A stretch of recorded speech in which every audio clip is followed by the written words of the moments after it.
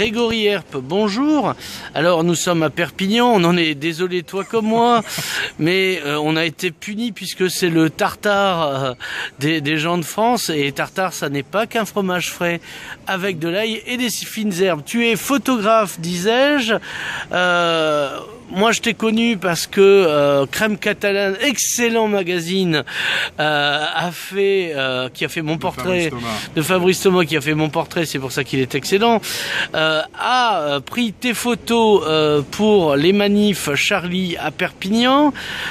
Du coup, tu étais à Perpignan pour Je suis Charlie. Tu as fait une photo particulière qui était tellement belle qu'on la croirait faite à Paris. C'est pour ça que le monde entier te l'a reprise et qu'ensuite, même la région t'a donné un prix. Mais mon Dieu, Grégory, qu'est-ce qui nous arrive?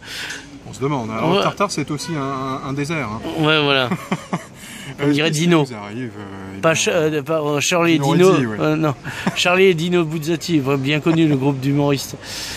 Donc, oui, c'est une série de photos que j'avais faites lors des marches qu'il y a eu après les événements de Paris, les événements dramatiques.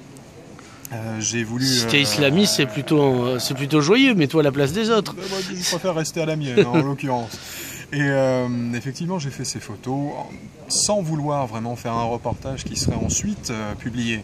J'y suis allé pour moi, pour essayer d'avoir une espèce de peut-être de trace. Je sais pas. Je savais pas ce que j'allais faire de ces photos. J'ai mis quelques-unes de ces photos sur mon blog personnel et assez rapidement, on m'a contacté. Pour les voir de plus près, on va dire, et Fabrice Thomas de Crème Catalane, effectivement, m'a proposé de publier un portfolio dans le numéro 1 de son magazine Crème Catalane. On l'a fait. Quelques jours après, il y a la presse en Grèce, tout d'abord, qui s'est rapprochée de moi. J'ai fait 2 unes en Grèce avec la fameuse photo primée en question. Là. Ouais. Et puis ça a été la Slovaquie, et puis ça a été repris en Russie, puis ça a été repris aux États-Unis. Donc c'est des photos qui ont eu une vie un peu étrange, sans que je le veuille réellement au départ. Et alors cette photo qui a été primée, donc j'ai reçu là, il y a quelques jours maintenant, il y a 2 jours, le prix de la meilleure photo de presse 2015. C'est une photo qui représente une femme musulmane avec une pancarte disant « Je suis française, musulmane et je condamne cet acte ». En fait, ça s'est fait un petit peu par hasard aussi, cette photo. Je la voyais avec sa petite pancarte un peu abaissée. Elle a vu mon appareil photo, elle a tourné son visage vers moi, elle m'a regardé droit dans les yeux. Je lui ai fait un petit signe en montrant mon appareil photo, lui disant « Est-ce que je peux vous prendre en photo ?» Elle a fait un signe de tête, me disant « Oui ». Elle a mis sa pancarte au-dessus de la tête, elle m'a regardé droit dans les yeux, j'ai fait la photo, et ça s'est fait comme ça. Alors, ce qui est marrant, c'est que cette photo donc a fait le tour du monde entier, parce que les gens sont persuadés que c'est à Paris que ça se passe, alors que c'était à Perpignan. Exactement, ça c'est assez marrant, parce que les journaux étrangers qui ont repris cette image l'ont tous légendé. Les marches à Paris, je suis Charlie à Paris. Ils ne se sont pas posé la question et ils ne m'ont même pas posé à moi la question une seule seconde. C'est évident. Voilà, parce que la France c'est Paris. Hein. Voilà, c'est ça. Paris est le désert français, comme disait le bon, je ne me rappelle plus, mais qui était catalan. Ça me reviendra. Donc, ça c'est... Alors la question donc c'est finalement qu'est-ce que tu nous montres? On peut faire des bonnes photos même dans des endroits où a priori on s'y attendrait pas. Je pense qu'on peut faire des photos absolument partout. L'important pour faire de bonnes photos, à mon sens, c'est d'ouvrir les yeux, d'être curieux et de regarder les choses, de regarder les gens, de regarder ce qui nous entoure. Il y a des choses à photographier partout et il y a du sens à trouver partout, surtout. Même à Perpignan. Même à Perpignan, évidemment. Mais Perpignan, moi je suis parisien, intramuros en plus, un vrai parigot. Je suis arrivé ici il y a 10 ans. Au départ, je ne me suis pas vraiment intéressé à la région, je m'en rends compte maintenant. Et depuis que je m'y intéresse, j'ai découvert énormément de choses. Ainsi, j'ai photographié la Catalogne, nord comme sud, avec beaucoup d'intérêt, parce qu'on y trouve effectivement 1000 choses intéressantes. Il y a 1000 reportages à faire ici. Il faut juste être curieux. Alors, donc là, tu as en cours 2 expositions qui vont arriver, une à la Maison Rouge, donc l'ex-maison de la bande à Beauzile, et une expo à Moscou. Oui. Donc on va commencer par le local. Donc en août à la Maison Rouge, c'est quoi? Alors, c'est une jeune femme qui s'appelle Stéphanie Mourer qui organise des expositions, des événements culturels, artistiques. Elle travaille très très bien et elle m'a proposé de faire cette exposition avec une peintre et un illustrateur. Le thème, c'est un petit peu l'être humain dans la ville.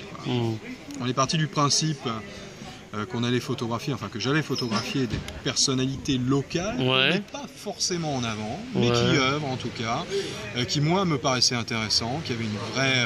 Donc le choix, il t'appartenait ou c'était... Non, le choix m'appartenait. À partir du moment où je fais des photos, c'est quand même, on peut discuter tout ça s'il y a un concept d'exposition qui m'est amené, mais le choix final de toute façon c'est moi, parce qu'il faut que je sois inspiré par ce que je prends en photo. Voilà, donc j'ai décidé de photographier tout un tas de personnes assez diverses, des hommes, des femmes bien sûr, il y a plus de femmes d'ailleurs que d'hommes. Non mais je comprends, moi j'aurais fait pareil. Et voilà. Non mais c'est parce qu'elles sont plus intéressantes évidemment, ça va quoi. Par beaucoup de côtés. Je les ai photographiés dans la ville, avec ma façon de photographier les choses, donc toujours un peu décalé, en mettant autant en scène finalement la ville que les personnes elles-mêmes. Je veux pas d'un portrait très classique, très académique, que je trouve particulièrement... Avec 3 livres comme Victor Hugo, tu vois. Moi je fais pas du hardcore, je trouve ça chiant et je trouve pas ça très beau, c'est très suranné, très vieux quoi finalement, très poussiéreux. Le côté portrait, la personne avec un petit tour, un fond gris. Non, mais pour les vaniteux, c'est génial. Ouais, c'est pas mal. C'est le bûcher des vaniteux, en fait. Ouais, c'est le bûcher des vaniteux, très bien trouvé. En l'occurrence, moi, je préfère montrer un bel écrin aussi autour. Et j'aime que les gens qui posent les yeux sur mes photos et plusieurs lectures puissent se dire, tiens, cette personne là qui est intéressante, mais il y a ça aussi derrière là qui est intéressant. C'est quoi? Est-ce qu'on peut avoir des indications, des indices, des choses, des informations qui seraient intéressantes, qui seraient susceptibles d'éveiller une curiosité aussi? À quel endroit ça a été fait cette photo? Est-ce que je peux pas m'y rendre et trouver quelque chose d'intéressant? Ça, voilà, ça c'est ce qui m'anime quand je prends des photos. Voilà, donc la Maison Rouge, un lieu un peu atypique, qui a été repris. Là, il y a eu un changement de direction il y a quelques temps. Généralement, moi, j'expose pas dans les restaurants. Non, mais là, c'est un lieu historiquement très fort de la culture perpignanaise, puisque Beauzile a initié à la poésie Charles Trenet, ici. Ce qui n'est pas rien. Et notamment. Et voilà. Et je pense qu'un lieu chargé culturellement, artistiquement, comme ce lieu-là, était forcément intéressant, d'autant que architecturalement aussi, il y a des salles qui sont vraiment très intéressantes pour une exposition. Très très haut de plafond, il y a la salle dans laquelle moi je vais exposer, notamment avec une salle ronde, je crois qu'il y a 4 mètres de plafond. Donc on est sur les remparts de Perpignan. Oui, en plus, voilà. J'aimais bien aussi l'état d'esprit de l'endroit. Il y a un directeur artistique aussi qui est très plein d'idées, voilà, il va y avoir un concept global avec de la musique, je pense que ça va donner une exposition intéressante, un vernissage, enfin, faut plus dire vernissage maintenant. Non, c'est vulgaire. C'est vulgaire, ouais, puis peut-être un peu trop vieillot. Et ça fait hardcore un peu. Ouais, ça fait un peu chiant surtout, ça fait un peu... on invite les pros du buffet qui vont venir picorer des petits fours et puis s'en aller, quoi. Voilà. Ce qui n'est pas le truc. Il faut montrer ce qu'on fait, il faut essayer de vendre aussi, parce qu'il y a pas raison, c'est pas vulgaire non plus de vendre ses œuvres, et puis il faut passer un bon moment. Alors, il nous reste Moscou, quand à Moscou? Alors il y a Moscou, mais avant ça, je suis également début juillet à Gênes, en Italie. Je suis invité à la Biennale de Gênes à exposer. Il est question que j'ai un prix également, c'est ce qu'on m'a dit un peu dans les bruits de couloir. Donc on verra ça. Non, j'ai bien fait de t'acheter, tu me fais faire la culbute quoi. C'est le moment d'acheter. Hein. Voilà, donc j'expose à Gênes et ensuite je reviens en France. Alors Moscou, ça sera pour la fin de l'année. Ça s'est fait un petit peu par hasard. Via une amie russe qui travaille à l'ambassade de Grande-Bretagne à Moscou et qui a aimé mes photos et qui m'a dit je vais présenter ton travail à quelques galeries que je connais.